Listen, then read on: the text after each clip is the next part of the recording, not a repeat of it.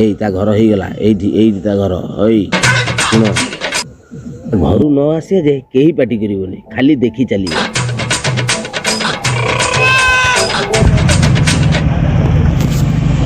ଏଇ ଆସ ଆସ ଆସ ଆସ ଆସ।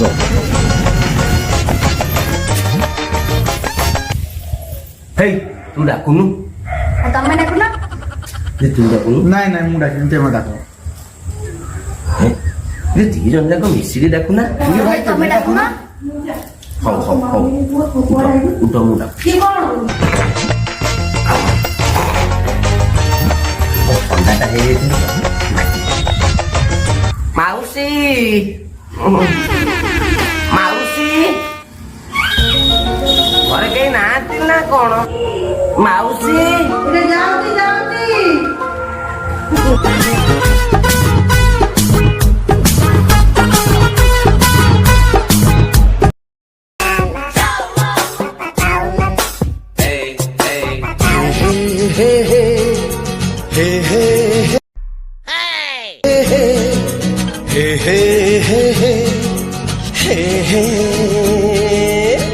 आखी साथे आखी जेब मिसी जाए रे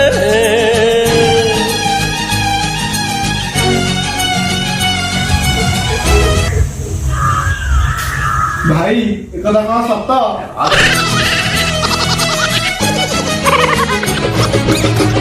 आखी साथे आखी जेब मिसी जाए रे ओ आखी साथे आखी जेब मिसी जाए रे हुए तो छाती रे हुए मो छाती रे समथिंग समथिंग समथिंग ତମେ ହାପି ନ୍ୟୁ ଇୟର। ଭାଇ ଏକଥା କଣ ସତ? ଏତେ ଦିନ ପରେ ଆମ କଥା ମନେ ପଡିଲା। ପୁଣି ନୂଆ ବର୍ଷରେ ଯାହା କଲ ଭଲ କଲ, ଆସିଲ ବହୁତ ବଢିଆ କଲ। ବୋଉ କହୁଥିଲା ମତେ ତମେ। ଭାଇ ଏକଥା କଣ ସତ? ବୋଉ କଣ କହୁଥିଲା ତମ ମୋ ବିଷୟରେ? ନାଇଁ ନାଇଁ ସେମିତି କିଛି ନୁହଁ। ତମେ କୁଆଡେ ତମ ନିଜ ବାହାଘର ଭାଙ୍ଗି ଦେଇଛ? ଭାଇ ଏକଥା କଣ ସତ? ହେଲେ କାହିଁକି? କାହିଁକି ମୁଁ ଭାଙ୍ଗିଦେଲି ବାହାଘର କହୁଛ କଣ ନା? କାହିଁକି ଭାଙ୍ଗିଲି କଣ କହିବି ଆଉ? ଆରେ କଣ ଏମିତି ଭୋକ ଭଳିଆ ଭାବୁଛ? ନାଇଁ ନାଇଁ ସେମିତି ନୁହଁ ଯେ, ତମେ ଘର ଭିତରକୁ ଡାକିବ ନା ଏଇଠି ବାହାରେ ବାହାରେ ଆମକୁ ବିଦା କରେଇ ଦବ? ମୋର ମନେ ନାହିଁ ତମେ ଭିତରକୁ ଆସ ଆସ ଆସ ଆସ। ଭାଇ ଏକଥା କଣ ସତ?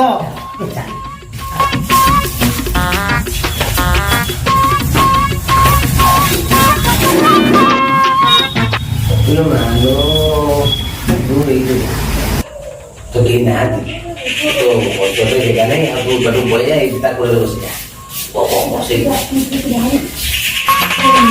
ଭାଇ ଏକଥା କଣ ସତ?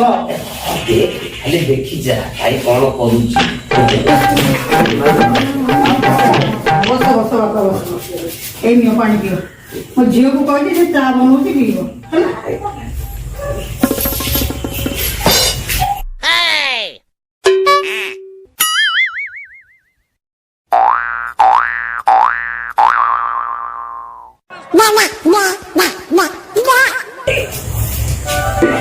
ଭାଇ ଏକଥା କଣ ସତ?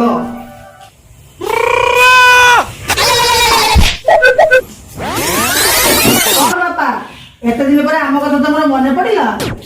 ସେଇଠି ନା ଆଉ ସେଇଠି? ହଉ ହଉ ହଉ ହଉ ହଉ। କଣ ଦରମା ପାଉଛ, କଣ ଖାଉଛ, କଣ ପିଉଛ, କେତେ ଟଙ୍କା ଦରମା ପାଉଛ, ଘରକୁ ଦଉଛ କି ନାହିଁ, ସବୁ ଭଲଟି?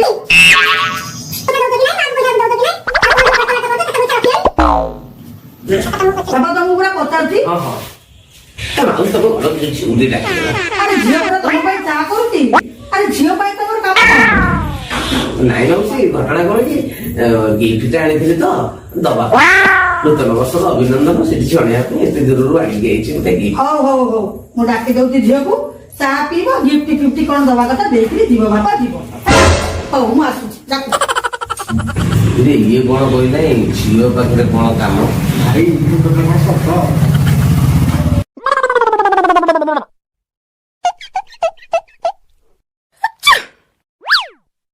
ଆଜ ଚାଙ୍ଗ ଭାଇ ଏ କଥା କଣ ସତ?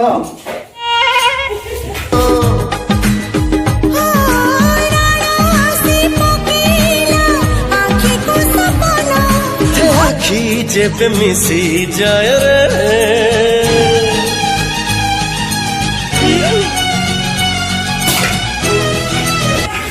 ଏଇ ଚା ପିଅ ଚା ପିଅ ପିଅ ଚା ପିଅ ଚା ପିଅ ଆଉ ତ ନାହିଁ ଏଇଆକୁ ଟିକେ ଟିକେ ପିଅ ମୁଁ ପଛରେ ପିଇବି ମୁଁ ଆସିଥିଲି ତମ ପାଖକୁ ଗୁଟି ସେଦିନ ରତିର କଥା ଥରେ ମନେ ପକେଇଲା କୋଉ କଥା ମୋର ତ କାହିଁ କିଛି ମନେ ନାହିଁ ଭାଇ ଏ କଥା କଣ ସତ?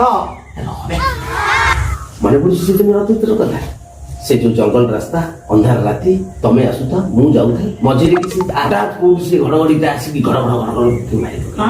ମୁଁ ଭାବିଲି ତମେ ମୋଠେ ବାଡେଇ ହେଇଯିବ ନା ତମେ କଣ ବାଡେଇ ହେଲ ସିଧା ତମେ ରାସ୍ତା କଡକୁ ପଳେଇଲ ହେଲେ ମୁଁ ରାସ୍ତା ଉପରେ ରହିଲି ଆଉ ଡାଳଟା ସିଧା ମୋରି ମୁଣ୍ଡ ଉପରେ ପଡିଗଲା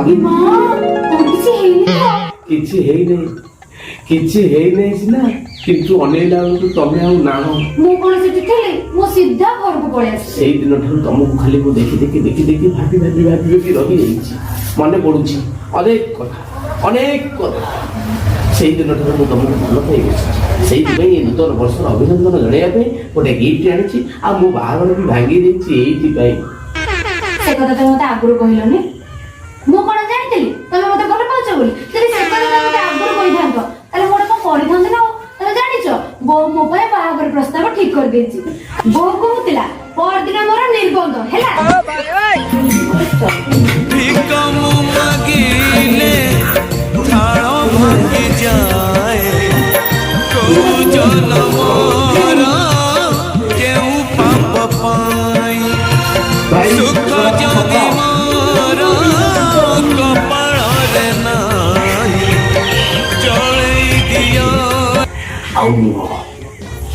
ଆଉ ନୁହଁ ପଳେଇ ଚାଲ ଗିଫ୍ଟକୁ ନେଇକି ତାକୁ ଦବା ଦରକାର ଛାଡ଼ିବି ଆଉ ଗୋଟେ କାହାକୁ ଦେଖିକି ଦେଇଦବା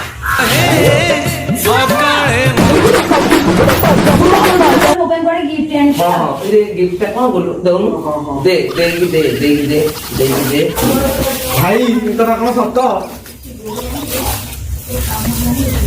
କଣ ଖୋଲିକି ଦେଖିବୁ ନା ଖୋଲିକି ଦେଖିବୁ ନା ଖୋଲିକି ଦେଖିବି ହଁ ଖୋଲିକି ଦେଖିବ ଜାଣିବୁ ନା ବୁଦ୍ଧିରେ ତ ଭାଙ୍ଗିଦେବ ଆଉ କଣ ରଖିଛି ଆଣିଥିଲି ଦେଇକି ଯାଉଛି ଆଉ ମନେ ପକେଇବ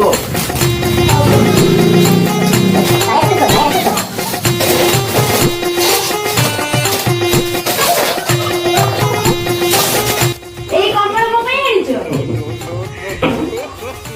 ଓଡ଼ିଶାରେ ଏମିତି କେହି ପ୍ରେମିକାକୁ ଏମିତିଆ ଗିଫ୍ଟ କେହି ଦେଇନଥିବେ ମୁଁ ଆଣିଥିଲି ତମ ପାଇଁ ସେଇଭଳିଆ ଗିଫ୍ଟ ଯାହାକି ଶୀତ ଦିନରେ ତାକୁ କମଳକୁ ଘୋରି ହେଇକି ଶୋଇବ ସବୁଦିନେ ମୋ କଥା ମନେ ପଡିବ ସତରେ ସିନା ତମେ କଣ ମୋର ହେଲ ନାହିଁ କମଳ ଘୋରି ହଉଥିବ ମୋରି କଥା ଟିକେ ମନେ ପଡିବ